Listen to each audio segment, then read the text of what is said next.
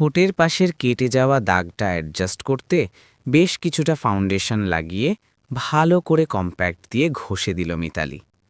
তারপর একটা deep maroon রঙের লিপস্টিক ঠোঁটে ঘষে দিয়ে আরও একটু ম্যানেজ করার চেষ্টা চালিয়ে অফিসের ব্যাগটা কাঁধে নিয়ে বেরিয়ে পড়ল। অনেকটা দেরি হয়ে গেল আজকে বেরোতে। অফিসে আজকে অনেকগুলো প্রেজেন্টেশন আছে। অনেক দিন থেকেই বাকি পড়ে আছে এই মিটিংগুলো। কখনো ওদের ডেট ফিক্সড হচ্ছে না, বা কখনো অফিসের শিডিউলে ম্যাচ করছে না বলে পিছিয়ে যাচ্ছিল সবগুলো মিটিং। এদিকে অন্য কোম্পানিগুলো চাপ দিচ্ছিল ক্রমাগত। আজকের ডেটটা মোটামুটি অ্যাডজাস্ট হওয়ার পর 3টে কাস্টমারের সাথে একসাথে একদিনে মিটিং ফিক্সড করেছে মিতালিদের অফিস। মিতালির বস অরিত্র সেন মিতালিকে ছাড়া অন্ধ। প্রতিটি পদে মিতালিকেই চাই ওনার। অফিসে আরও অনেক স্টাফ আছেন যারা মিতালির মতো দক্ষ না হলেও তাদেরকে দিয়ে অনায়াসে কাজ চালিয়ে নেওয়া যায়। কিন্তু মিতালির মতো এই রকম নিপুণ স্টাফ থাকতে অরিত্র সেন কেন অন্য কাউকে দিয়ে কাজ করাবেন? ফলে মিতালির প্রমোশন, স্যালারি হাইক কোনো কিছুতে অরিত্র সেন দ্বিতীয়বার ভাবেন না। 8টার মধ্যে অফিস পৌঁছে একবার অরিত্রের সাথে বসতে হতো, কিন্তু এখন অলরেডি ঘড়ির কাঁটা 8টার ঘর ছুঁয়ে বেরিয়ে যাবে। তাড়াতাড়ি বাড়ি থেকে বেরোতে গিয়ে একবার অভিকের ঘরের দরজাটার পাশে গিয়ে দাঁড়াল। পাশ বালিশটাকে জড়িয়ে ধরে ঘুমোচ্ছে অভিক। শান্তির ঘুম। ওর ওয়ার্ক ফ্রম হোম, তাও আবার বিকেলের দিকে অফিস শুরু হয়, অনেক রাতে অবধি চলে। তাই এখন ঘুম থেকে ওঠার কোনো সম্ভাবনা নেই বললেই চলে। সেই কারণেই অভিক রাতে এই ঘরটায় আলাদা থাকে। মিতালিকে সকাল সকাল উঠে ঘরের বেশ কিছু কাজকর্ম সেরে রান্নাটা সেরে অফিসের জন্য বেরোতে হয়। দেরি না করে নিজের টিফিন নিয়ে বাকি খাবারগুলো টেবিলের ওপর ঢাকা দিয়ে রেখে মেন দরজা টেনে বেরিয়ে গেল মিতালি। কয়েকদিন ধরে লিফটের কাজ হচ্ছে বলে বন্ধ আছে। বাধ্য হয়েই সিঁড়ির ভরসা নিতেই হচ্ছে এখন। সিঁড়ি দিয়ে নামতে নামতে নিচেতলার শিউলি কাকিমার দরজাটার দিকে ওপর থেকেই তাকিয়ে দেখে নিল মিতালি। লিফটে থাকলে এইসব চিন্তা করতেই হয় না। সিঁড়ি দিয়ে নামলে শিউলি কাকিমার সামনে গিয়ে পড়বে না, এটা হতেই পারে না। ভদ্রমহিলা সারাদিন মনে হয় এই আশাতেই বসে থাকেন, কখন কাকে দেখতে পাবেন আর কাকে পাকড়াও করে হাজার হাজার প্রশ্নের মুখে ঠেলে দেবেন। আজকে সম্ভবত মিতালির পালা। কালকে রাতে ওদের ঘরের আওয়াজগুলো নিশ্চয়ই কানে যাবে ওনার, কারণ মিতালির ফ্ল্যাটের ঠিক নিচের ফ্ল্যাটটা ওনার। মিতালির ওপরের ঘরে যদি টিকটিকি ঘরের ছাদ থেকে নিচে পড়ে যায়, সেটাও শিউলি কাকিমার কান এড়িয়ে যাওয়ার উপায় নেই। আর কালকে রাতে বেশ জোরেই আওয়াজ হয়েছিল। খুব সাবধানে সিঁড়ির গা ঘেঁষে পা টিপে টিপে আস্তে আস্তে নামছিল মিতালি। কিন্তু যেখানে বাঘের ভয় সেখানে সন্ধে হয়। শিউলি কাকিমা নিজের চেয়ারখানা নিয়ে একদম দরজার সামনে বসে শীতের সদ্য বাজারে ওঠা টাটকা মটরশুঁটি ছাড়াচ্ছিলেন। মিতালিকে দেখতে পেয়েই চোখ তুলে তাকিয়ে বললেন, আরে মিতালি, অফিস যাচ্ছ? এদিকে এসো, এদিকে এসো, তোমার জন্য একটা জিনিস বানিয়েছি। জিনিস কি বানিয়েছেন সেটা মিতালি ভালো করেই জানে। সব এমনি নাটক। আসল কারণ হলো মিতালির বাড়ির হাঁড়ির খবর নেওয়ার প্ল্যান। শিউলি কাকিমা আবার বলল, এই দেখো, কালকে বাড়িতেই গোলাপ জামুন বানিয়েছি। ভাবছিলাম তোমার ঘরে গিয়ে দিয়ে আসব, কিন্তু বাবারে, যে আওয়াজ হলো তোমার ঘরে রাতে! আবার কি হলো গো, দুজনে মারামারি করলে নাকি? সেরকম কিছু না কাকিমা, ওই রান্নাঘরে বাসনগুলো হাত থেকে পড়ে গেছিল। মিথ্যে কথা বলো না, আবার ঝামেলা হয়েছে না তোমাদের? সে তো স্বামী স্ত্রী থাকলে একটু আধটু হয়, আপনাদের হয় না? আগে যে হতো না সেটা নয়, এখন বয়সকালে আর হয় না। আমাদেরও তাই।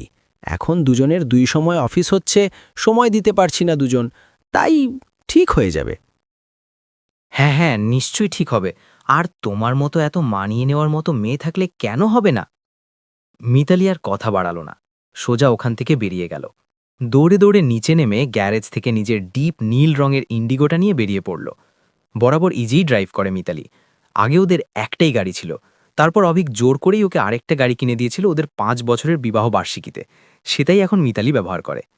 গাড়িটা চালাতে চালাতে বেশ কয়েকটা ফোন সেরে নিতে হবে আগে। কানে সবসময় হেডফোন ব্যবহার করতে হয়, সেই জন্যেই নীল রঙের গাড়িটা নিয়ে মেইন রোডে নামিয়েই আগে কাজের বউটাকে ফোন করল। আজকে অভিকের বাবা মা আসবে। সপ্তাহে 4 দিন ওরা এখানেই থাকে, বাকি 3 দিন অভিকের বোনের ফ্ল্যাটে। আজকে মিতালিদের পালা। ঘরটাকে পরিষ্কার করেও আসতে পারেনি মিতালি। কাজের বউটাকে ফোন করে চটপট সব পরিষ্কার করে রাখতে বলল। রাতের সবজিগুলো কেটে রাখতে বলল। ডিপ ফ্রিজ থেকে মাছগুলো বের করে রাখতে বলল। বাড়ি ফিরে মিতালি রান্না করবে। ওদের বাড়িতে কাজের লোক আর রান্নার লোক রাখার মতো পরিস্থিতি দুটোই মিতালির আছে, কিন্তু ওর শ্বশুরবাড়ির সবার রাঁধুনির হাতের রান্না পছন্দ নয়। তাই মিতালিকেই সকালে বেরোনোর আগে রান্না করে রেখে বেরিয়ে আসতে হয়, আবার ফেরার পর গিয়ে সবার জন্য রাতের রান্নাটা করে রাখে। মাঝে মাঝে রাত হয় ওর ফিরতে, তাও ফিরে ওকেই বাড়ির রান্নাগুলো সব সারতে হয়। অফিস বাড়ি দুটো দিক যেভাবে ম্যানেজ করে সেটা সত্যিই প্রশংসার যোগ্য। ফোনটা রেখে এক এক করে বাড়ির সব কাজকর্মগুলো ঠিক করা আছে কিনা সেটা ভেবে নিল মিতালি। অফিস পৌঁছে আর কিছু মাথায় আনার সুযোগ পাবে না। গাড়ি ঝড়ের গতিতে ছুটিয়ে যখন অফিসে পৌঁছল, তখন 9টা বাজতে যায় প্রায়। লিফটে করে নিজের ফ্লোরে পৌঁছে আগে অরিত্রর রুমে গিয়ে ঢুকল। অফিসের বাকিরা যে এটাকে সহজভাবে হজম করে না সেটা সে ভালো করেই জানে। বসের সাথে এত সহজ সম্পর্ক যে অরিত্রর ঘরে ঢোকার আগে জিজ্ঞেস অবধি করে না মিতালি। এই সাহসটা অবশ্য অরিত্র নিজেই দিয়ে রেখেছ মিতালিকে। এই তো মিতালি, এত লেট করে দিলে আজকে? সো সরি অরিত্র, সকাল থেকে বাড়িতে হাজারটা কাজ মিটিয়ে দেখো না কত দেরি হয়ে গেল। ডোমেস্টিক হেল্প রাখো না কেন তুমি? বাইরেও কাজ করবে, বাড়িতেও কাজ করবে, তাহলে তোমার আর হাউসওয়াইফের মধ্যে তফাৎ কি? কতবার বলেছি একটা কুকিং আর ডোমেস্টিক হেল্প রাখো। অরিত্র, ডোমেস্টিক হেল্প আছে তো, আর জানোই তো কুকিং। হ্যাঁ, সেই তোমার ফ্যামিলি লোকের হাতের রান্না খেতে পারে নাই তো। শোনো মিতানি, তুমি করো বলেই লোকে তোমাকে দিয়ে করায়, খেতে পারবে না বললেই হলো, বলে দাও যে পারবে না, দেখবে বাপ করে খাবে। অরিত্র ছাড়ো তো, তুমি এখন এইসব বলে দেরি করছো। চলো একবার বসতে হবে তো প্রেজেন্টেশনের আগে। হ্যাঁ সেটাও ঠিক, ওকে ল্যাপটপটা খুলো। মিতালি ল্যাপটপের ব্যাগ থেকে ল্যাপটপটা খুলে বের করতে যাচ্ছিল, হঠাৎ ফোনটা বেজে উঠল। অরিত্রের টেবিলের উপর আর সামনে রাখা ফোনে অভিকের নামটা ভেসে উঠল। ধরবে কি ধরবে না ভেবে কেটে দিল। আবার বেজে উঠল। মিতালি জানে অভিক কেন এই সময় কল করছে। ফোনটা ধরতে ইচ্ছে করছে না ওর, কিন্তু অভিক নাছড়বান্ধা, বারবার ফোন করেই যাচ্ছে। দেখে অরিত্র মিতালির দিকে তাকিয়ে বলল, কি ঝামেলা হয়েছে নাকি কিছু? ফোনটা ধরছো না কেন? রিসিভ করে নাও। ওই একটু হয়েছে, ইচ্ছে না করছে না অরিত্র। আরে এমার্জেন্সি থাকতে পারে তো, ধরে নাও। অরিত্রর সামনে আর কিছু প্রকাশ করতে চাইল না মিতালি। ফোনটা নিয়ে বাইরে বেরিয়ে গেল একটা ফাঁকা জায়গা দেখে, সেখানে গিয়ে ফোনটা ধরল। উল্টো দিক থেকে অভিকের তীব্র চিৎকারে ফোনের ভলিউমটা কমিয়ে দিতে বাধ্য হল মিতালি। কি রান্না করেছিস এসব? মানুষে খাই এসব? সকাল সকাল উঠেই ডাল ভাত, কিসের একটা ফিনফিনে তরকারি, ব্রেকফাস্ট কই? অভিক, আমি অফিসে আছি, যা হয়েছে খেয়ে নাও, আমার সময় ছিল না আজকে। ফ্রিজের মধ্যে ব্রেড আছে, টোস্টারে দিয়ে দাও। আমি করে রেখে আসলে তো ঠান্ডা হয়ে যেত, ওইটুকু তো করে নাও। তুই আমাকে শেখাবি? হারামি মাগি, কি খাবো আর কি খাবো না, বাড়িতে থাকা দায় হচ্ছে যাচ্ছে তোর জন্য। অভিক প্লিজ, মুখের ভাষা ঠিক করো। আমি অফিসে আছি, তুমিও কাজ করো, আমাকে অনেক কাজের চাপ সামলাতে হয়। একটু তো বোঝার চেষ্টা করো। হ্যাঁ, সে ওখানে কি করিস সেটা বোঝাই যায়। অরিত্র সেনের কাছ থেকে রোজ একবার করে শরীর না দেখলে তো শান্তি হয় না। বেশ্যা, দিনে কয়বার করতে দিস তুই? ফোনটা কেটে দিল মিতালি। আর শুনতে পারছিল না সে। রোজ অভিকের মুখের ভাষা শুনতে শুনতে ক্লান্ত মিতালি। মাঝে মাঝে ওর মা বাবা থাকলে তারাও একসাথে একভাবে মিতালির ওপর এইভাবেই আক্রমণ করে। মাঝে মাঝে ভাবে ওখান থেকে বেরিয়ে আসবে। যারা জানে তার জীবনের সত্য ঘটনা, সবাই এক কথা বলেছে ওখান থেকে বেরিয়ে আসতে। কিন্তু কোথায় যাবে মিতালি? যাওয়ার জায়গা নেই কোথাও। তাই এত বড় পোস্টে চাকরি, এত টাকা পয়সা থাকা সত্ত্বেও অভিকের পায়ের তলায় আটকে পড়ে আছে সে। তাছাড়া নিজের পছন্দেই তো বিয়ে করেছিল অভিককে। কি বলবে সবাইকে? লোক লজ্জা, সমাজ, সব কিছুতে আটকে গেছে মিতালি। ফোনটা অফ করে মেয়েদের বাথরুমের দিকে এগিয়ে গেল। চোখে মুখে একটু জল দিল। বেশ কিছুক্ষণ মাথাটা নিচু করে থাকার পর আয়নার দিকে তাকিয়ে দেখল চোখের জলের স্রোতে ঠোঁটের পাশের কাঁটা দাগটা আবার স্পষ্ট হয়ে উঠেছে। নিজের হাত ব্যাগে সবসময় মেকআপ থাকেই তার কাছে। আবার মেকআপটা বের করে ঠোঁটের পাশের কাঁটা দাগটা খুব করে ঢেকে দেওয়ার চেষ্টা করে যেতে লাগল মিতালি। কি রে তুই এখানে? অরিত্র স্যার তোকে অনেকক্ষণ খুঁজছেন তো। পেছন ঘুরে তাকিয়ে দেখল মিতালি নয়না এসে দাঁড়িয়েছে, লক্ষ্য করেনি। কথাটা বলেই নয়না বুঝতে পারল মিতালির কিছু একটা হয়েছে। এই একটা মেয়ে যে মিতালিকে কোনোদিন অফিসের অন্যদের মতো দেখে না, একমাত্র নয়নাকেই সব কিছু নিজের মতো করে উজাড় করে দেওয়া যায়। বন্ধুর থেকে অনেক বেশি কিছু একটা ও এখন মিতালির জীবনে। ওই জন্যেই মিতালির জীবনের বেশ কিছু ঘটনা সে ভালোভাবেই জানে। বুঝতে পেরে মিতালির পিঠে হাত দিয়ে বলল, আবার মেরেছে তোকে? মিতালি নিজেকে সামলাতে পারল না, হাউ করে কেঁদে উঠল। যতক্ষণ কেঁদে মিতালি নিজেকে শান্ত করল, ততক্ষণ নয়না ওকে জড়িয়ে ধরে রইল। বেশ কিছুক্ষণ পর চোখের জলের সামরিক পরিসমাপ্তি ঘটার পর যখন মিতালি একটু শান্ত হল, তখন নয়না বলে উঠল, কি পাস তুই ওখানে? তোর কত ভালো কেরিয়ার, তোর জবে তুই চাইলে কোথায় চলে যেতে পারিস। ওই রকম অভিকের মতো হাজারটা ছেলে তোর পায়ে তেল দেবে, আর তুই কিনা ওর পায়ে তেল দিচ্ছিস আর দিনরাত মার খাচ্ছিস। বেরিয়ে যা। জানি না কেন বেরোতে পারি না আমি। সম্পর্কগুলো বাঁচানোর চেষ্টা করি হয়তো। কোথায় যাব বল? আমার যে একলা থাকতে ভীষণ ভয় করে। ছোটবেলা থেকে একলা, বাবা মাকে দেখিনি আমি, মানে এত ছোটবেলায় দেখেছি যে মনে নেই। মামা বাড়িতে থেকে বড় হয়েছি, ভালোবাসার অভাব প্রতি মুহূর্তে টের পেয়েছি জানিস। অভিককে ভালোবেসে বিয়ে করলাম, ভাবলাম আমার নিজের কেউ তো নিজের হলো, কিন্তু আমার কপালটা বোধহয় এই রকম। সবাই ছেড়ে চলে যেতে চাই, আমি শুধু আঁকড়ে বাঁচার চেষ্টা করি। অথচ প্রথম প্রথম কত সুন্দর ছিল সব কিছু। অভিকের আমার জীবন সুন্দর চলে যাচ্ছিল। ধীরে ধীরে এখন এতটা সন্দেহ করতে শুরু করেছে। কি যে হলো হঠাৎ করে? এখন ওর সব কিছুতেই সমস্যা।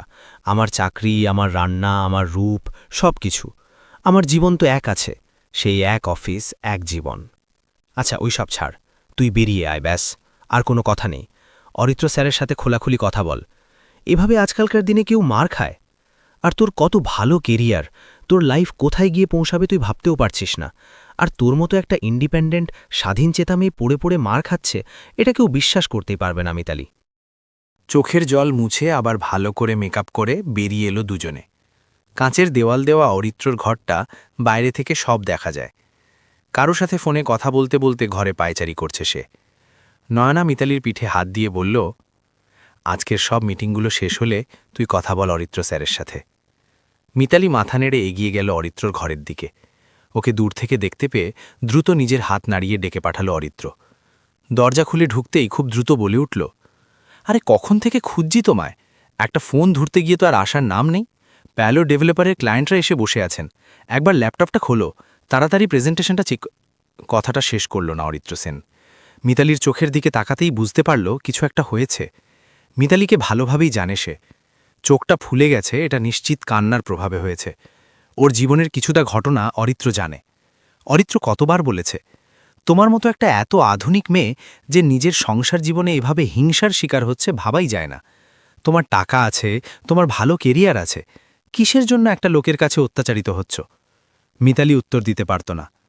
অভিককে খুব ভালোবাসত বলে নাকি সমাজের লোকলজ্জার ভয়ের জন্য ওখানে আটকে আছে জানে না মিতালি। ল্যাপটপের ব্যাগটা খুলে তাড়াতাড়ি প্রেজেন্টেশনটা বোঝাতে শুরু করল অরিত্রকে। মিনিট 10 মধ্যে দুজনে রেডি হয়ে মিটিং রুমে গিয়ে পৌঁছল। 5 জন মেম্বার এসেছেন ওদিক থেকে। দুজনেই হাসি মুখে সবার সাথে হাত মিলিয়ে কিছু প্রাথমিক কথা বলে প্রেজেন্টেশন শুরু করল মিতালি। তাদের প্রোডাক্ট ব্যবহার করলে কি কি সুবিধা আছে, কি কি লাভ হবে, সবকিছু বেশ ভালোভাবেই বুঝিয়ে দিল। প্রায় 20 মিনিটের লম্বা প্রেজেন্টেশন তৈরি করেছে মিতালি, এবং এতটা ইন্টারেস্টিং সেটা যে ওই 20 মিনিটের মধ্যে কেউ কোনো ফোন অবধি রিসিভ করেনি বা সামনে রাখা জলের গ্লাসে জল অবধি খায়নি। হাঁ করে গিলছিল মিতালির কথাগুলো। অরিত্র নিজেই অবাক হয়ে যায় ওকে দেখে। কতটা ট্যালেন্ট আছে মেয়েটার মধ্যে নিজেও জানে না সে। না হলে এভাবে কেউ নিজের স্বামী শ্বশুরবাড়িতে অত্যাচার সহ্য করে? বেশ কিছুক্ষণ পর প্রেজেন্টেশন শেষ হলো। সবাই হাততালি দিয়ে সুনাম করছিল, কিন্তু কিছু একটা অস্বস্তি যেন গোটা ঘরে ছড়িয়ে পড়ছিল। মিতালি সেটা টের পাচ্ছিল, কিন্তু বুঝতে পারছিল না। মিনিট খানেক পর অরিত্র হঠাৎ মিতালির দিকে তাকাতেই দেখল মিতালির ঠোঁটের পাশের কাটা জায়গা থেকে রক্ত গড়িয়ে পড়ছে। পরিস্থিতি সামাল দিতে নিজে উঠে এসে একটা রুমাল দিয়ে মিতালিকে আড়াল করে জায়গাটা মুছে দিয়ে মিতালির হাতে রুমালটা দিয়ে আসলো। উল্টো দিক ঘুরে হেসে বলল, এই সকালে এখানে ব্রেকফাস্ট করতে গিয়ে চামচ দিয়ে কেটে গেছিল তো, সেখান থেকেই রক্ত পড়ছে। ঠিক আছে, আপনারা চিন্তা করবেন না। কালকে রাতে অভিকের একটা জোর থাপ্পড় আর ধাক্কা খেয়ে ডাইনিং টেবিলের কোণটাতে গিয়ে নিজের মুখে আঘাত লাগে মিতালির। টেবিলের তীক্ষ্ণ কোণটায় ধাক্কা খেয়ে দাঁত আর চামড়ার মধ্যের আঘাতে ওই জায়গাটা ক্ষতবিক্ষত হয়ে যায়।